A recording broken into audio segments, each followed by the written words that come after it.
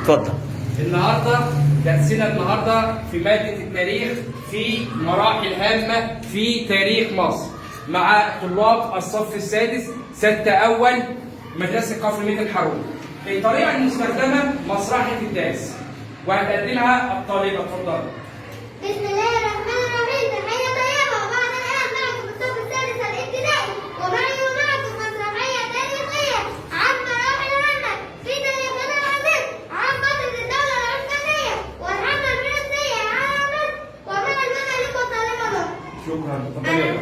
أنا المماليك والمالك كانوا يتم قلبهم بواسطة التجار ويشتريهم الأمراء والمماليك ويلحقونهم بمدارس فسوف يتولى الحكم بعد الدولة الأيوبية. برافو عليك. زميلتكم قالت كده تحفة. والعثمانيين والطالبة قالوا على العثمانيين قبائل من اسيا الوسطى، وقد عرفنا بالعثمانيين نسبة إلى مؤسسة دولتهم عثمان بن أرطغرل. برافو عليك.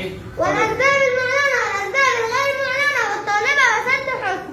الأسباب المعلنة تأديب المماليك وتحقيق قواتهم ونفوذهم، حماية التجار الفرنسيين من اضطهاد وظلم المماليك، ادعاء الحكومة الفرنسية بإنشاء حكومة الوطنية والحكم فيها للمصريين. الأسباب الغير معلنة تعديل مصالح إنجلترا قطع طريق الاتصال بينهما وبين المستعمرات فيها الهند، تقويم مستعمرة فيها الشرق وحكومة كذا مصر. برافو عليك. قالت الإجابة النموذجية. اتفضل. ومع نابليون ومع شخصية نابليون والطالبة ماذا؟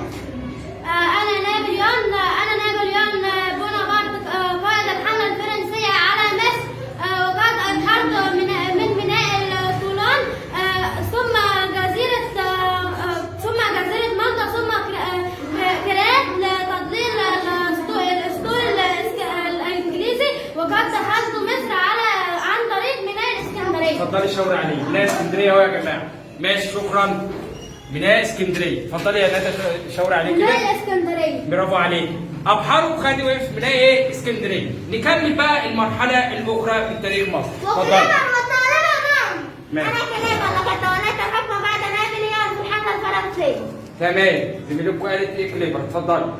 ومع محمد الثاني والطالبة ملك محمود. أنا السلطان محمد الثاني الملقب بمحمد الفاتح، قمت بالاستيلاء على مدينة القسطنطينية عاصمة الدولة البيزنطية، وتقول حاليا عام 1453 ميلاديا، واتخذتها عاصمة للدولة العثمانية. شكرا. برافو عليك. وفين والطالبة سيئة. اخر حاجه مرحله مين؟ بين حريات الحكم بعد وفاة كليبر سبتمبر عام 1801 ميلادية.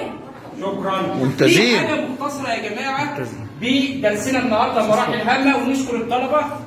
نشكر الطلبه صف ستة اول. نحيي الطلبة الممتازين يا أولاد، نحييهم. حيوا نفسكم. وإحنا نتوقع إيه؟ محاضرات أخرى. شكرا الأستاذ صابر، شكرا على هذه المسرحة الممتاز. شكرا.